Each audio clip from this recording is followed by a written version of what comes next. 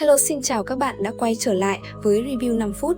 Ở cuối tập trước, sau khi hai tên tu sĩ Mộ Lan rời đi, đoàn người Hàn Lập đã đi sâu vào thảo nguyên và dừng lại trước một ngọn núi đá chọc lốc. Nam Lũng Hầu và Bạch Lão Giả đồng loạt tế ra hai lá cờ nhỏ, sau đó niệm chú và bắn vào vách núi. Ngay sau đó, ngọn núi rung chuyển dữ dội, khiến hai tu sĩ cấp thấp như Vương Thiền và Yến Như Yên suýt ngã. Không lâu sau, ngọn núi từ từ tách ra làm đôi, để lộ một cầu thang đá dẫn sâu xuống lòng đất. Cả nhóm thận trọng tiến vào, không khí càng xuống sâu càng âm hàn, ánh sáng từ Nguyệt Quang Thạch lúc này cũng bị chuyển sang màu u lục quỷ dị. Không khí trở nên lạnh lẽo, ai nấy đều tự động giãn khoảng cách ra xa nhau để đề phòng bất trắc. Lát sau, họ bước vào một đại sảnh lộng lẫy với 4 vách tường trong suốt như phỉ thúy. Đột nhiên, lối vào phía sau biến mất và bị thay thế bằng vách tường lam quang, biến cả đại sảnh thành một không gian kín mít như tử địa. Lúc này đây, Nam Lũng Hầu dù cố gắng trấn an mọi người rằng đó là cơ chế tự động bảo vệ, nhưng lão cũng thừa nhận đây là Thái Diệu Thần Cấm, một trong 10 đại cổ cấm chế cực kỳ khó phá.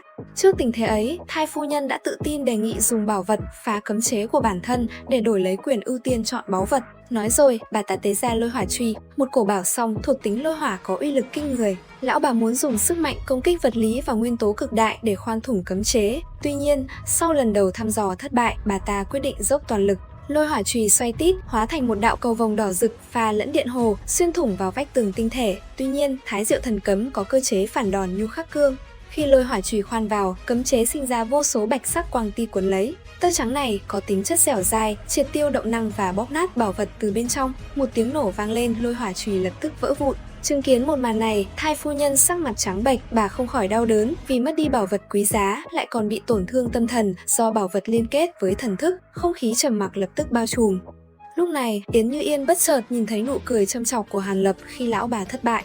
Dù vậy, cô nàng quyết định không nói chuyện này cho Vương Thiền biết mà âm thầm tính kế trong đầu. Khi không ai còn dám mạo hiểm, Hàn Lập mới bình tĩnh bước ra, hắn trầm giọng nói Hàn mỗ bất tài, nhưng muốn thử một lần, không biết ý các vị đạo hữu như thế nào.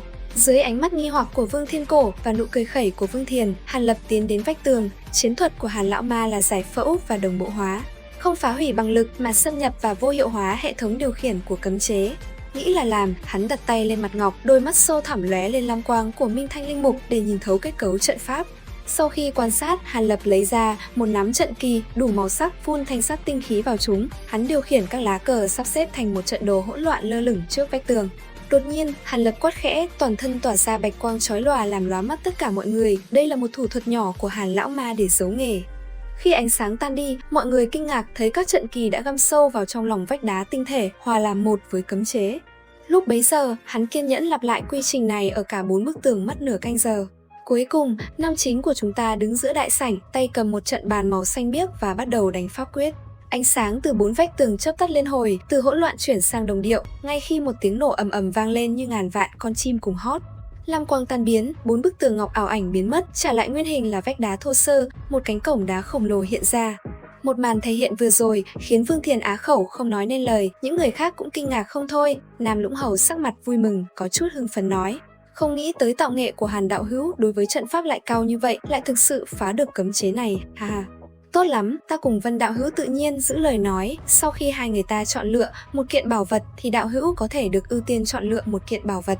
Bạch Sam lão giả vừa thấy cửa đá nọ thì đồng dạng vẻ mặt tươi cười, ánh mắt cũng tràn ngập lửa nóng. Ở bên cạnh, tu sĩ họ Vưu có chút nóng lòng đồng thời có chút lo lắng nói: Nam Lũng huynh, chúng ta hay là xem một chút bên trong rốt cuộc có bảo vật gì, liệu bên trong còn có cấm chế gì hay không? Ở phía đối diện, Nam Lũng Hầu tự tin đáp: yên tâm, không có đâu. Dựa theo di ngôn của Thương Khôn thượng nhân thì động phủ này tổng cộng chỉ có 2 tầng cấm chế mà thôi. Thấy tình hình này, một tia lo lắng trong lòng chúng tu sĩ cuối cùng cũng biến mất vô tung vô ảnh, tất cả đều đi theo phía sau Nam Lũng Hầu tiến vào trong cánh cửa. Tại đây, ai nấy đều sững sờ khi thấy một tòa lầu các bằng bạch ngọc tinh xảo cao hơn 10 trượng, bên trên đề 3 chữ bạc, Ngọc Ki Các. Phía trước lầu các là một bàn thờ đen đặt một cuộn tranh trục màu bạc. Nhìn nó, Bạch lão giả cẩn thận dùng pháp thuật mở cuộn tranh ra, bên trong chính là chân dung Thương Khôn thượng nhân đeo trường kiếm đang ngửa mặt nhìn trời. Sau khi kiểm tra không thấy dị thường, Hàn Lập cùng mọi người quyết định thu bức tranh lại và chuẩn bị tiến vào lầu các để tìm kiếm kho báu thực sự. Liệu rằng tiếp theo đây Hàn Lão Ma sẽ thu hoạch được gì? Ấn theo dõi kênh YouTube Review 5 phút để biết thêm chi tiết nhé. Bây giờ thì xin chào và hẹn gặp lại các bạn.